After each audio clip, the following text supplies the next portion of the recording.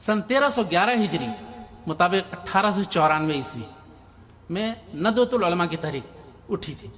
नदवतुल उलमा जिसका बहुत बड़ा इदारा लखनऊ के अंदर दारुल उलूम, और उसके जो बुनियादी 6 आदमी जिन्होंने उस तहरीक की दावत दी थी, उसमें मौलाना सनाउल्लाह अमृतसरी थे। कानपुर में पहला इजलास हुआ था मौसफ़ फैज़ आम के अंदर, उसमें 6 आदमी में मौलाना सनाउल्लाह अमृतसरी जो अहले हदीस के बड़े मशहूर आलिम थे वो थे शामिल। इस तहरीक का मकसद क्या था कि तालीमी इस्लाह की जाए। मदारिस में जो निज़ाम तालीम है, जिससे सही तरीके से ना अरबी पढ़ते हैं लोग, ना इस्लामी उलूम से वाकिफ़ होते हैं, और फारिग होने के बाद भी दर बदर ठोकरें खाते फिरते हैं, तो उसमें निज़ाम तालीम की इस्लाह की। अरबी ज़बान सीखते नहीं हैं सही तरीके से। आज तक बहुत से मदारिस में ये सूरत हाल है, 8 साल 10 साल आप पढ़ें और वहाँ से फारिग होने के बाद आपको अरबी ना लिखना आएगा, ना बोलना आएगा, ना पढ़ना आएगा। तो उसकी इस्लाह कैसे की जाए? तो ये एक ऐसी बेहतरीन कोशिश थी कि उसमें अहले हदीस ने बिल्कुल बढ़ चढ़ करके हिस्सा लिया। बड़े आप पुरानी रुदादों में आप देखें, मौलाना इब्राहिम आरवी, मौलाना अब्दुल अजीज रहमाबादी, मौलाना अब्दुल्ला गाजीपुरी, सबकी तकरीरें महफूज हैं रुदात में जो जलसे हुआ करते थे। तो उनकी मुखालफत नहीं की, बल्कि उसमें मजीद हिस्सा लिया और उनको आगे बढ़ाने की कोशिश की। ये अलग बात है कि बाद में वो धीरे धीरे सिमटते वो एक खास मकतब फिक्र का हो जाए, वो अलग बात है। लेकिन अब भी बहुत से तलबा वहाँ अहले हदीस पढ़ते हैं और बहुत से अहले हदीस असातिज़ा भी पढ़ाते हैं। और अहले हदीस से दुश्मनी दरअसल नदवतुल उलमा का मौक़िफ़ होना ही नहीं चाहिए। और अगर किसी उस्ताद या किसी शख्स की तरफ से इस तरह की बातें हुई हैं तो ये दुरुस्त नहीं है, उनके अपने मनहज के ख़िलाफ़ है। खुद मौलाना अबुल हसन नदवी रहमतुल्लाह अलैह वो बराबर एतराफ़ करते थे अहलुल हदीस का। उन्होंने अपनी किताबों में बाकायदा उनका जिक्र किया है और उनके जो इदारों में वो गए और तारीफ़ की है कि अहलुल हदीस के क्या काम है। ये नदवतुल उलमा का एक जमात और कायम हुई, सियासी तौर पर मुसलमान उलमा का प्लेटफॉर्म, जमीयतुल उलमा, जिसका नाम सुनते ही हम समझते हैं कि एक मखसूस मकतब फ़िक्र की जमात है। आपको मैं बताऊं कि ये सन 1919 में कायम हुई है जमात। मौलाना मोहम्मदुल हसन देवबंदी उसके सदर थे। मौलाना सनाउल्लाह अमृतसरी कासिमी हैं, दारुल उलूम देवबंद के फारिग हैं, ये भी मैं आपको बता दूं।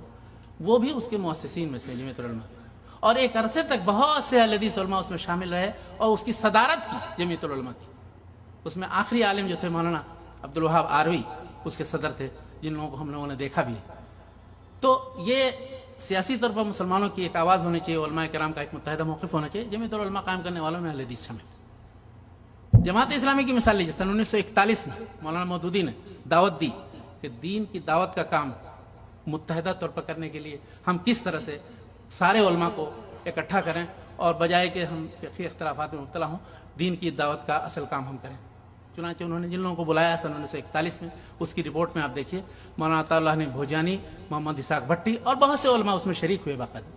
ये अलग बात है कि बाद में लोगों को इख्तलाफ हुआ उसके मनहज से, बहुत से लोग के बाद में उलमा किराम शामिल हुए, मौलाना अब्दुल गफ्फार हसन रहमानी और मौलाना मसूद आलम नदवी, सब अहले हदीस उलमा उसमें शामिल रहे। और अभी तक बहुत सी तहरीरें मोहम्मद आसिम हद्दाद वगैरह सब अहले हदीस उलमा की शाये करते हैं जमात इस्लामी वाले।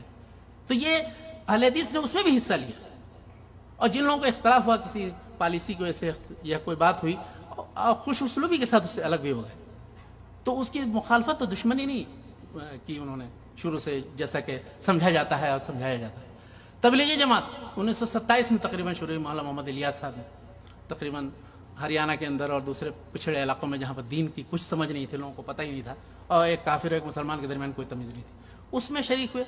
उसमें उस वक्त जो उन्होंने तहरीक चलाई उसमें भी बहुत से अहले हदीस उलमा शामिल हुए, और वो तफरीक करते भी नहीं थे।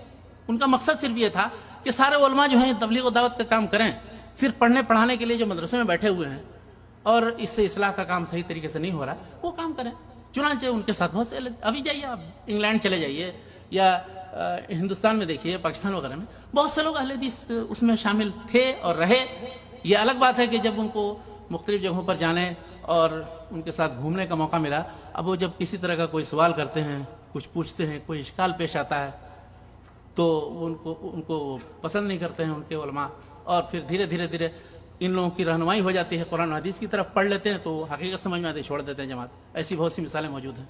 लेकिन कहना यह है कि इन लोगों ने इन जमातों की मुखालफत नहीं की और उनकी कोई दुश्मनी के पहलू से अहले हदीस ने कोई मौक़िफ़ इख्तियार नहीं किया। वो हमेशा हक़ की तरफ दावत देते हैं, हक़ का जिक्र करते हैं, हक़ बयान करते हैं, रसूलुल्लाह सल्लल्लाहु अलैहि वसल्लम की सही हदीस में आया क्या है वो बयान कर देते हैं। ये उनका काम होता है।